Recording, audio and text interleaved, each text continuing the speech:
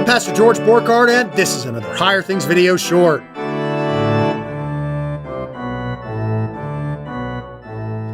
Article 15, Church Traditions or Ceremonies. That's the subject of today's Higher Things video short. Our churches teach that ceremonies ought to be taught and observed that may be observed without sin. Also, ceremonies and other practices that are profitable for tranquility and good order in the church, in particular holy days, festivals, and the like, ought to be observed as well.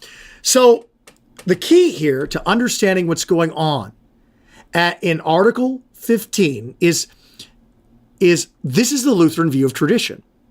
Notice it doesn't say that everything is thrown out and you only do what directly flows from Scripture and tradition is bad and the Bible is good. It does say the Bible's good, but the way, rather than looking for what is commanded by God and that's all that we can do, we keep what we can do that isn't sinful.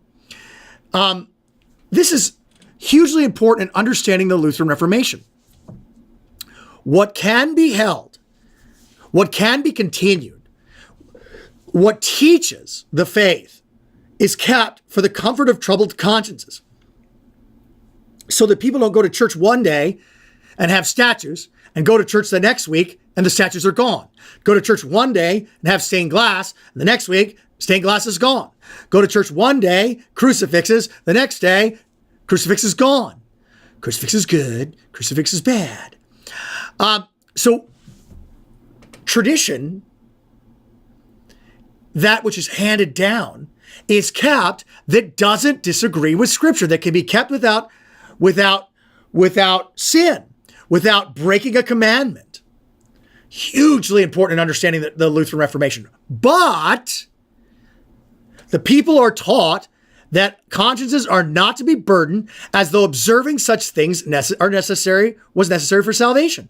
They are also be taught that human traditions instituted to make atonement with God, merit grace, to make satisfaction for sin are opposed to the gospel and the doctrine of faith. So vows and traditions concerning meats and days and so forth ought to be instituted to merit grace and to make satisfaction for sins are useless and contrary to the gospel. So what disappears, and we're going to see this in the article concerning the Mass, what disappears is any requirement for a tradition or any tradition which supposedly merits favor with God or teaches something other than Jesus alone saves or teaches something that other than faith alone saves. And so traditions are not inherently bad. They're to be kept as long as they don't break Scripture. So you should be able to ask your pastor where whatever he's doing comes from.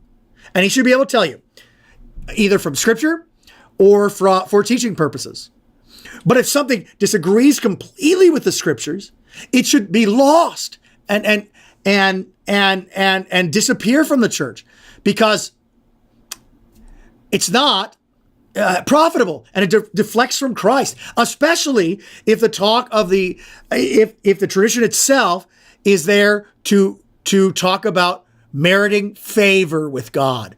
So we keep the days like Christmas and Easter.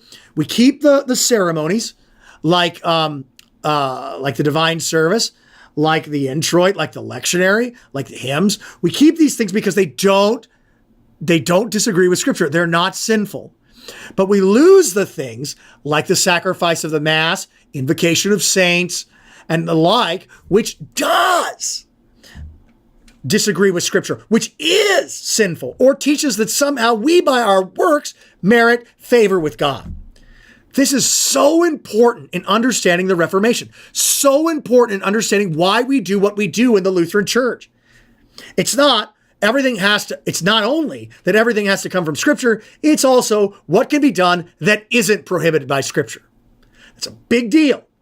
And it's about the comfort of troubled consciences so that the consciences aren't burdened with having to do something or not having to do something that isn't required by Scripture. It's all about faith. That is Jesus for sure. I'm Pastor George Borkard, and this has been another Higher Things video short.